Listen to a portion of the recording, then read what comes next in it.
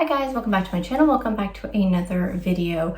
So I am doing a little 2-week update on intermittent fasting, a little bit of weigh-in. I'm not going to do my official weigh-in until the end of the month because that's kind of where I'm recording my official weigh-ins. And then also my measurements. I've been taking those at the end of each month. So I just wanted to kind of check in. I've been kind of taking some notes on how I've been feeling on intermittent fasting. I do think I mentioned in my video where I talked about that I was going to do this for the month of August as a challenge, that I thought this would be a good month for me because of my work schedule. So this week, I mean, I kind of I always know going in, like just how busy it's going to be, but it always still hits me just like right in the face. Every time it happens. So this is an extremely busy time for our department. I work in HR with school districts. So it's just August is extremely busy. And I have worked since Monday and today's Friday, but it's early. It's only 6:30 in the morning. I have not started work yet. I have already worked about 48 to 50 hours already. My typical work week this week has been, I've been getting to the office around 6:30 or 7, and I've been going into the office. I work from home typically 2 days a week, Thursdays and Fridays, but this week I was only going to be Friday just because of our work schedule. But I've been getting there around 6:30, 7, staying till about 5, coming home, trying to eat something, and then working until about 7:30, 8 o'clock at night. So it has been a very, very busy week. It'll be like this all the way until August 29th. August 30th is a Friday. I'm taking the first part of the morning off for a couple of appointments, and then I'll finish up the rest of the day. So really until like that weekend, which thankfully it's a 3-day weekend because of Labor Day. So it'll be kind of nice after, working this much and then having a 3-day weekend. That's going to be super nice.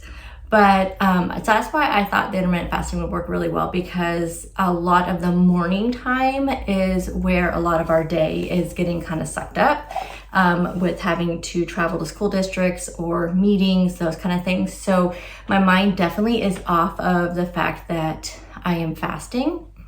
And honestly, like the hardest part of it was probably the first week, just because and like I've told you guys before, it's like I naturally don't feel super hungry first thing in the morning.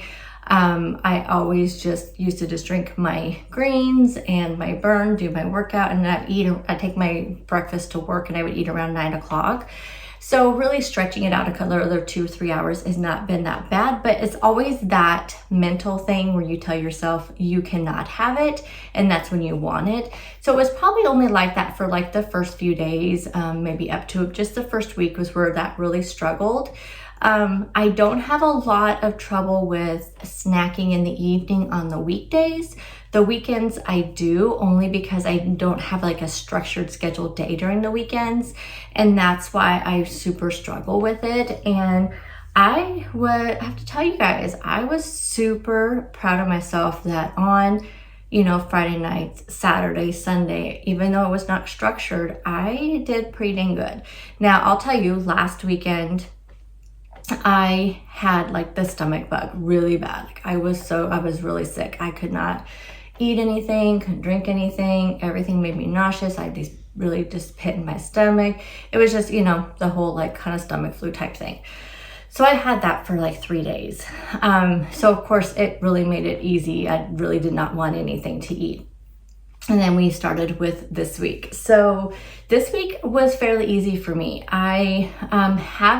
So some of the things, I kind of noted some things here. So I'm going to look down here on my tablet because I kind of noted some things that I have noticed the difference of. Now that I told you guys, the main reason I wanted to do this is because of my perimenopause symptoms, and I was just super inflamed for some reason, which I think was part of the perimenopause, just hormonal. When you're in menopause, you just have so many ups and downs hormonally. I mean, it's just out of control, as we know, and that can cause a lot of inflammation in your body. And I was having it really, really bad the last couple of weeks of July.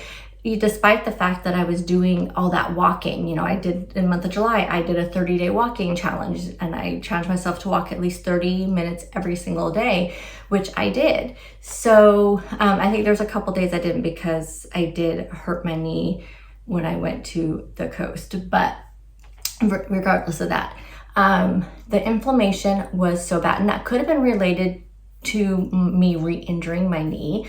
But I'll tell you, you guys, I bounced back from that knee injury. I think between when I went back to doing the walking, even though I kind of eased myself in at a lower speed, and then jumping right into the intermittent fasting, I have never had a knee injury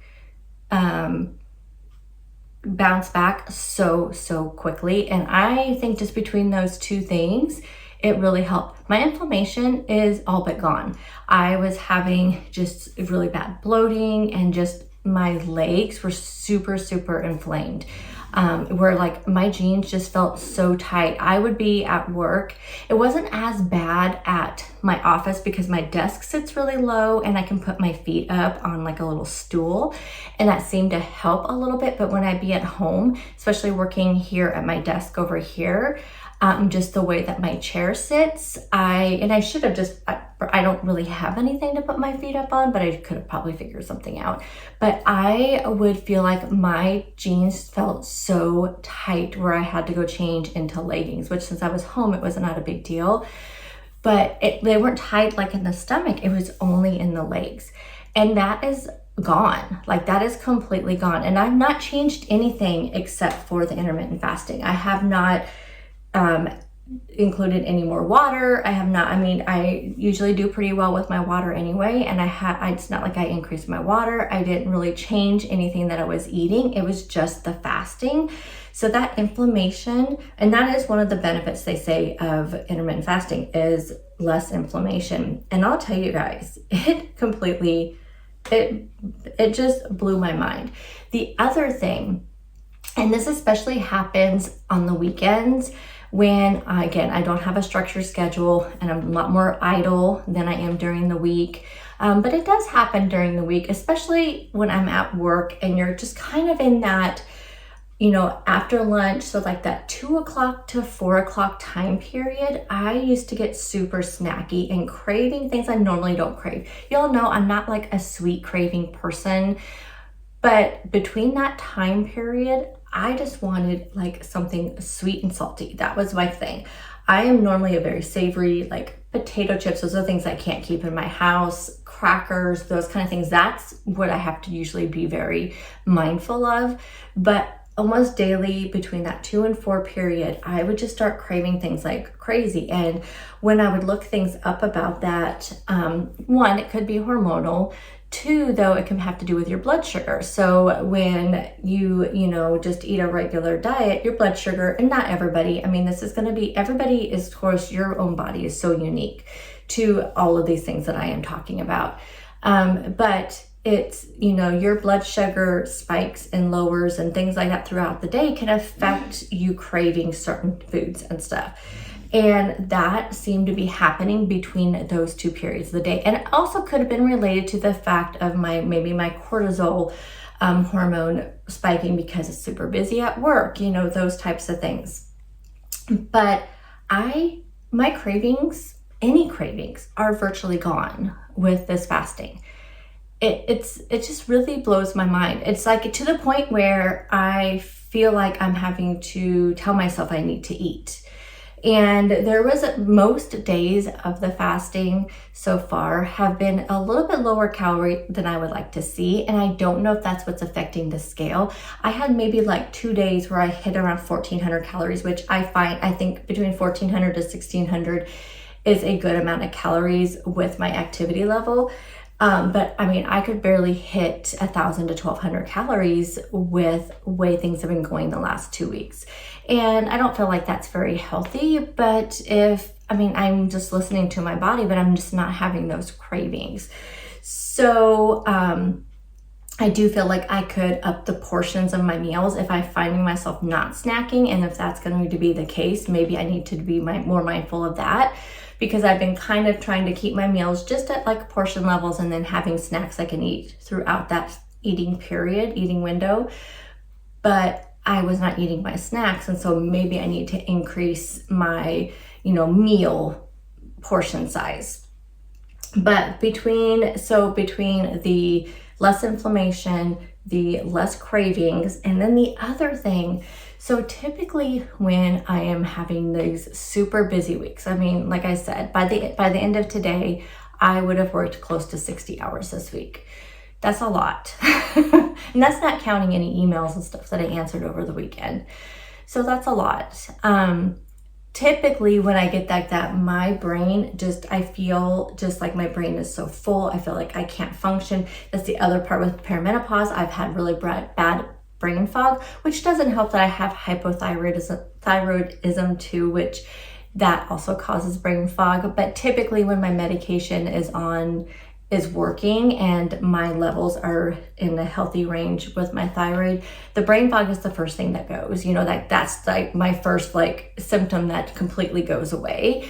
And as is being cold and things like that. But I have not had the overwhelming brain craziness these last 2 weeks, even with as much as I've been working. And I really feel like intermittent fasting is part of that. I feel like it's just because I have more clarity right now. And this is only after 2 weeks. So those were a couple things. Now, I know in general they say, which, I mean, I don't know. I know that there is really no studies for the long-term effects of intermittent fasting, but just these short-term studies that have been done, they talk about it lowers your cholesterol, which my cholesterol is already fine. I do get it checked every year, sometimes twice a year, just depending on how my doctor's appointments fall. And my cholesterol has always been within very healthy ranges.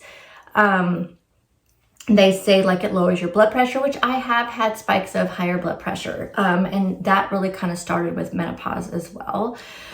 So I'll be interested to see when I do go to the doctor, which is going to be probably maybe around October, November. I don't know. I have to find out when my time is up. But it'll be interesting to see the difference in my blood pressure, if that really did affect it. And then weight loss. So I'll tell you guys, despite all of this, I'm feeling really good. I feel like my clothes are fitting me really well. I feel like the inflammation is just gone. I feel like I possibly could have lost inches, but of course I'm not going to measure until the end of the month. But just in general, I feel lighter. You know what you mean? You know how you can get up in the morning and you just feel like, oh gosh, there's no way I'm stepping on the scale, because you feel so just heavy. And I wake up every morning and I feel so much lighter. But when I did get on the scale this morning, and here's the problem with only weighing once a week or once a month, which I get very obsessed with the scale. So I do have to be very mindful of how many times I step on it a week. Because if I get, and especially when I'm doing a challenge like this, I find myself getting very obsessed, and it gets a very unhealthy obsession where you're weighing every time you go to the bathroom, or even every time you walk into your bedroom. Because for me, my bathroom is, off of my bedroom. So anytime I walk in my bedroom, I'm like, okay, I'm just going to go weigh. And it'd be the point where if I didn't like the number, I would completely strip off all my clothes and get on there. And I mean, that's when you're doing that 10 times a day, you're getting undressed and dressed 10 times a day just because you want to see the right number on the scale. That's very unhealthy. So I did decide to step back. But the problem with stepping back also is that it's only one measurement. Today was the only day this week that I stepped on the scale. It could have been a different number these last 2 days. Also, working 60 hours in a week probably is not the best for my stress hormone, which is your cortisone hormone. It is probably spiked through the roof this week. I am not getting a whole bunch of sleep, which can also affect your weight loss. And it's not because, that's the other thing. I did have sleep written down on here. I struggled with night sweats. You guys know night sweats have been my number one menopause symptom besides the period thing. I mean, of course, that's going to happen where it's just your cycle's all wacky. So besides that, the night sweats have been insane. And I heard intermittent fasting helps that. I have not had any night sweats, you guys, since probably about 4 or 5 days into the intermittent fasting. I've not had any. it just blows my mind. It could just be coincidence because, of course, menopause symptoms can also fluctuate just like our cycle does. And so is that what it is? I don't know. I just know that I'm not having them right now. And so I am just a happy camper, you guys. I mean, so, but I'm still just not sleeping because I have so much on my mind with work. You know, every night I go to bed with just stuff from work on my brain. I go to sleep, wake up in the middle of the night thinking, oh, I need to email myself because I need to do this. I need to forget this. I mean, it's just, that's just what's been going on. So the sleep is not related at all to my menopause stuff. It is 100% related to work. So I'm just not sleeping very well.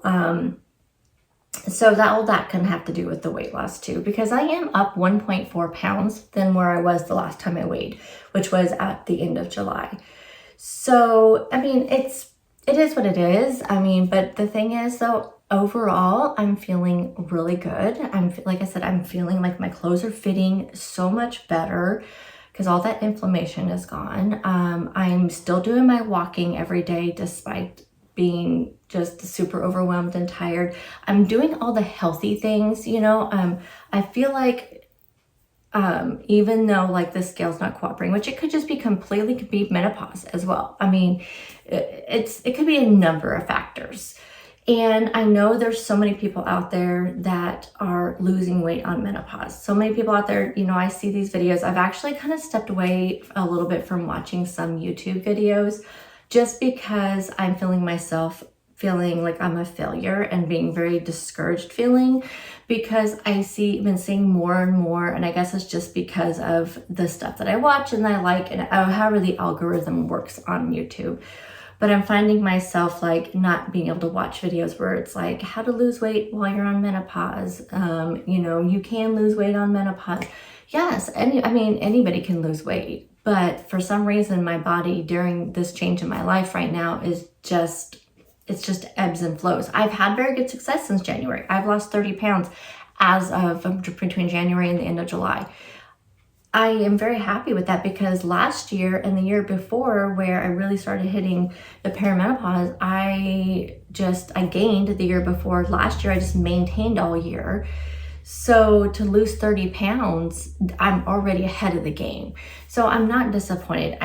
But you know, we all are very vulnerable to things that we watch and things that we read. And so I'm just trying to keep my own body and my own life in perspective when it comes to the scale. But yeah, I mean, overall though, I'm feeling really good about it. I'm going to continue doing it because I do think it's helping me right now, and I'm not feeling deprived. I'm not feeling any negative effects to it. I don't feel like I am restricting myself. I'm not feeling any of that because I feel like that's not healthy as well. If it's something that you're having to struggle with and because you're restricting and whatnot.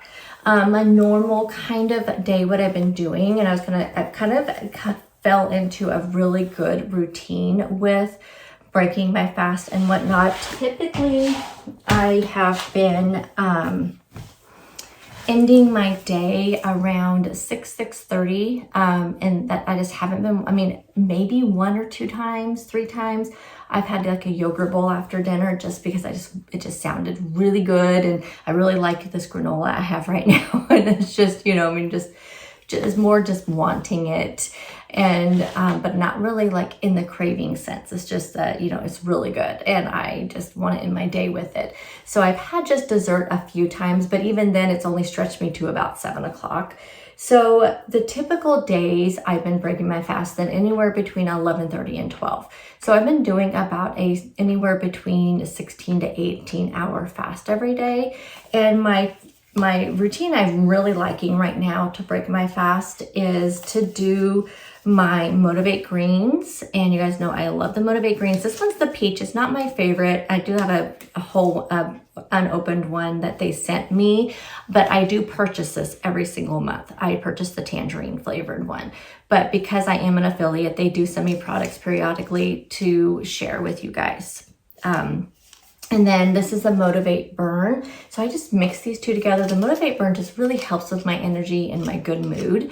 So if you guys want to know anything about these, I will link down below a 20% off coupon and a link to their products. But these two products, highly recommend. So I've been breaking my fast with these, plus having like an Atkins protein bar. I've been really loving the, I don't have any more, but the blueberry Greek yogurt and the chocolate almond crunch, I think is the other one. But I've been really loving those a lot. So that's how I've been kind of breaking my fast, to kind of ease myself into it. And that usually takes me to about lunchtime. And then I'll have lunch. And then around that 2 o'clock time, I haven't been having that craving, but I start to get a little bit tired. You're just kind of at that end of the day. And I've been having my protein coffee. And then that's really all I've been having. And so like I said, it's not a lot of calories. So I am thinking about maybe doing higher calorie lunches.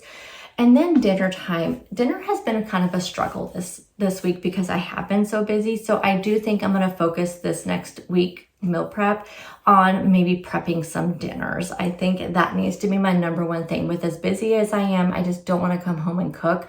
And having that that's the only downfall this last week with the intermittent fasting has been that shorter time period, and having to get my dinner by a certain time, but I'm exhausted, I'm tired, but having to do that and eat. So I do think I need to do a lot of dinner prep this week to anticipate the next couple of weeks of crazy busy. And then that way, at least if everything is prepped, and then I could just either throw in the air fryer or the oven or the microwave, whatever it be. So that's kind of my plan, but I'll do another check-in. I don't know if it'll be next week or the week after.